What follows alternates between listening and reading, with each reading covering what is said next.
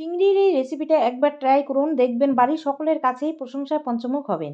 প্রথমে চিংড়ি মাছটা পরিষ্কার করে ধুয়ে নুন হলুদ মাখিয়ে নিলাম। এরপর মিক্সিং বাটিতে পেঁয়াজ কাঁচা লঙ্কার পেস্ট বানিয়ে নেব। কড়াইয়ে তেল গরম করে এক এক করে চিংড়ি মাছটা দিয়ে ভেজে নেব। বাদবাকি মাছটা একইভাবে ভেজে নেব। উল্টে পাল্টে ভালো করে চিংড়ি মাছটা ভেজে নেব।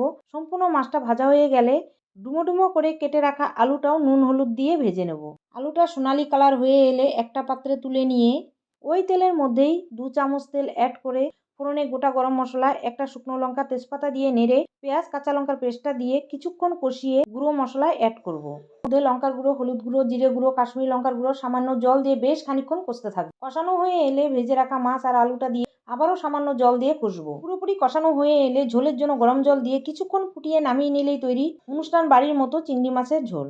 এরপর গরম গরম ভাতের সঙ্গে খেয়ে দেখুন, দুর্দান্ত লাগবে। বাড়ির যে কোনো ছোটোখাটো অনুষ্ঠানে এই রেসিপিটা বানাতে পারেন, দারুণ হবে।